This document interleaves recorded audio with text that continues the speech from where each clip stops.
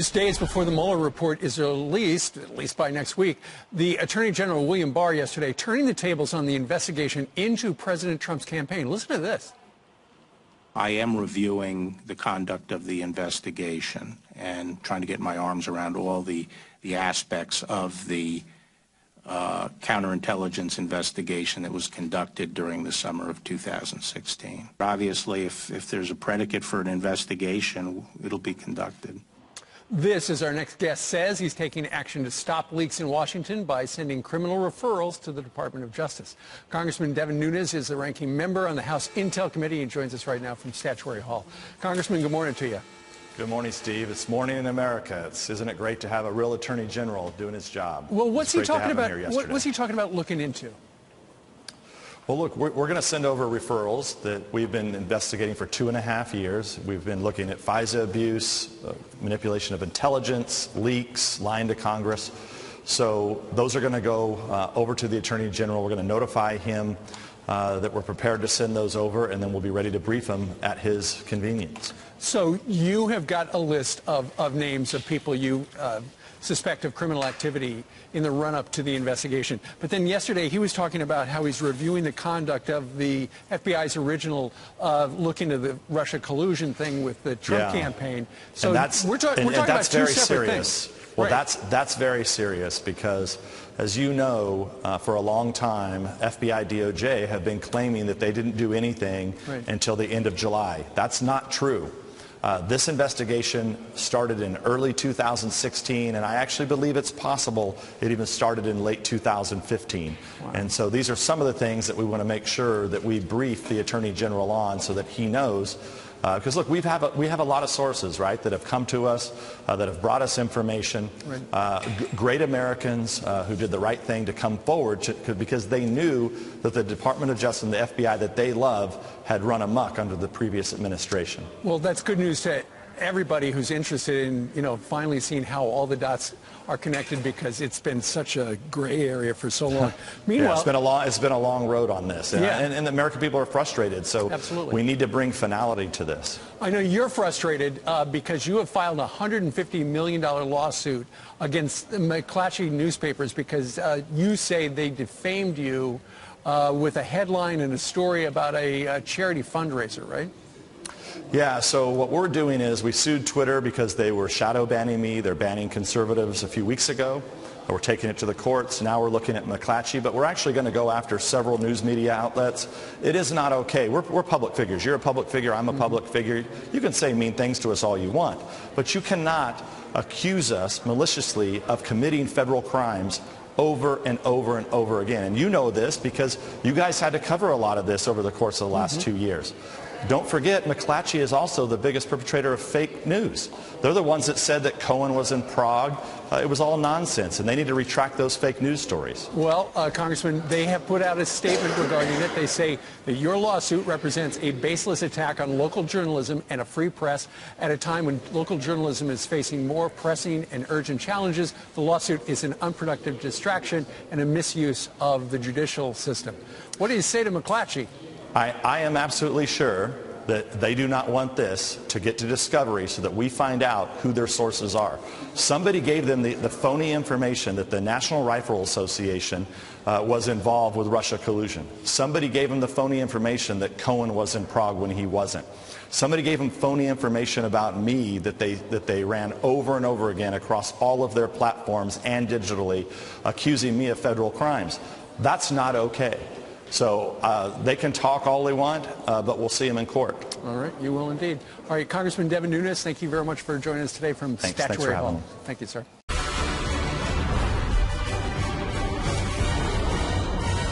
Democrats grilling Attorney General William Barr over the Mueller probe report and what was supposed to be a boring budget hearing. And the AG revealed he's reviewing how the probe began in July of 2016. I am reviewing the conduct of the investigation and trying to get my arms around all the aspects of the counterintelligence investigation that was conducted during the summer of 2016. Whitaker didn't have the power, Sessions didn't have the interests, but Barr's going to do it. Hans von Spakovsky is a senior law fellow at the Heritage Foundation and former attorney at the U.S. Department of Justice. So we wait for the Inspector General report to come out. That'll be around May. Where does Barr come in with this team that he assembled to look into the origins of the investigation? Well, remember, the Inspector General can just make recommendations. They can only make recommendations, for example, for termination, disciplining of DOJ and FBI employees or criminal prosecutions. That's something the Attorney General can only do. And look, we now know that the Russian collusion claim was a complete hoax. So obviously we need to go back and look, well, does that mean there really was no evidence that the FBI had a basis to use for opening a law enforcement investigation and a counterintelligence operation? If they had no evidence to do that, then they may have abused their authority and their power as federal law enforcement officials. Yeah, how Hillary Clinton was excused from this, what Comey actually said in July, and then how they went after Papadopoulos and Carter Page, and if you weave in everything else, his dossier. No longer will that be put in the fringe. That'll be front and center. Meanwhile, the Democrats had a whole different agenda. Watch. 2.5 weeks ago, the Mueller report was completed in extremely quick fashion. You turned a 300-plus page report into a 4-page letter that supposedly summarized the findings.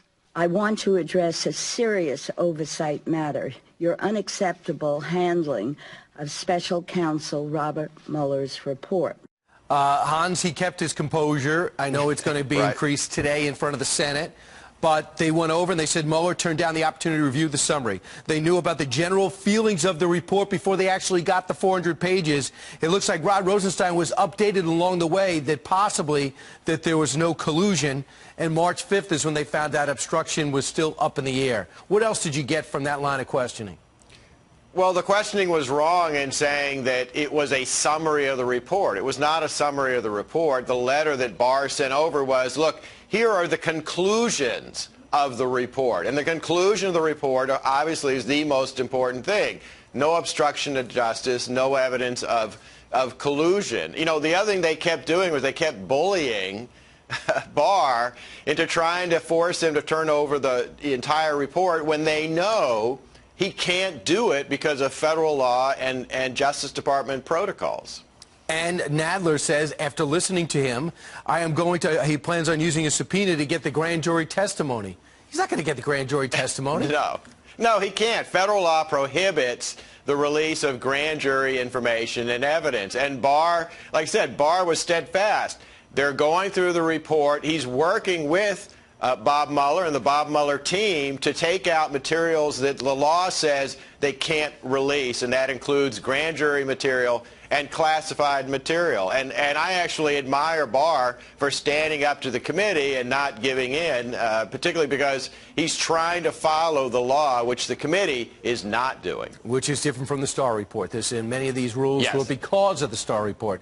Hans, that's right. Yeah, this is just the beginning. We're going to hear more today, get a little bit more information, and then they say within a week we're going to get the whole report.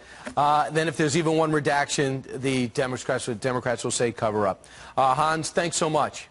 Sure, thanks for having me. I am reviewing the conduct of the investigation and trying to get my arms around all the aspects of the counterintelligence investigation that was conducted during the summer of 2016.